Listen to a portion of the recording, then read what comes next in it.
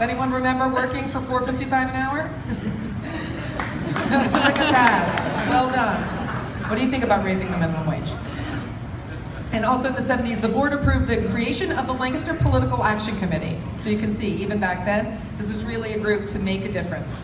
In the mid-80s, this is a quote from the past president then, "Issues started to surface and government intervention became more and more important. Building codes were being adopted by some of the municipalities and we were navigating through that. We changed the name of the association from the Home Builders Association of Lancaster County to the Builders Industry Association, the Building Industry Association of Lancaster County. And we built the association office of Oregon Pike." Now, Earl Kramer was the GC, and he was very frugal. So when they had the grand opening for that party, they had 1,000 people.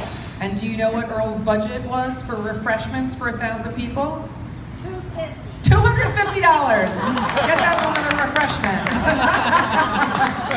I can assure you this is not a $250 party, so at least we've learned.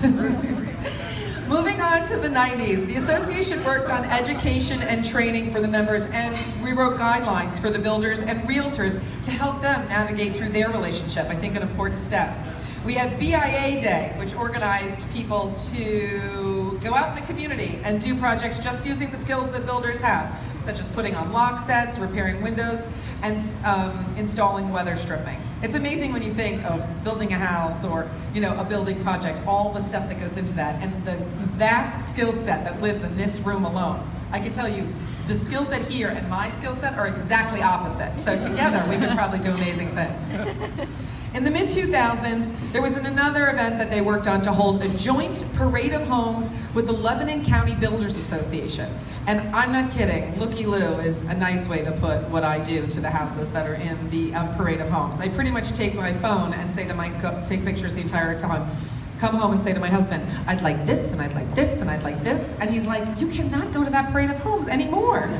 Meanwhile, we live in the neighborhood just around the corner, and I just call all my girlfriends, and we get in whoever has the biggest car, and we go from home to home to home. So when the Lebanon County homes were added there, I was like, oh, this is gonna cost more gas just to get up there. But I'm telling you, it's so worth it. So you can imagine how growing this organization and its geographical footprint really makes a difference. Also in the mid-2000s, a legislative issue that we dealt with was the state legislator wanting to increase the realty transfer tax along with the Realtors Association, and the BIA was able to stop that. So it makes a difference. This is the reflection 10 years ago, so now we're moving our way through the decades. At our 50th anniversary, we're seeing what we've been and what our strengths are. We have members whose parents and grandparents helped found the association. They're active and involved during their time. The commitment from all of our members is what has kept us around for 50 years and gives our association its strength now and in the future.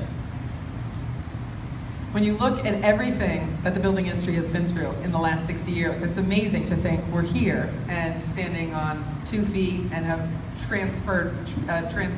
have gone through all of that time. Let's talk a little bit about the BIA right now on its 60th anniversary.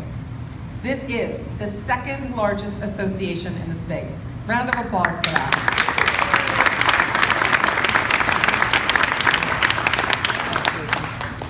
You have active and successful remodelers, there's the Remodelers Council, and 10 different active committees. The BIA currently has a foundation which provides grants, funding, and scholarships. The BIA also provides the community with the Spring Home Show and the Parade of Homes featuring chefs on parade. The BIA also engages in community service projects throughout Lancaster County and advocates for the industry's position on critical issues that affect your ability to do your business. That is your BIA, and you guys are doing that on a daily basis. Round of applause.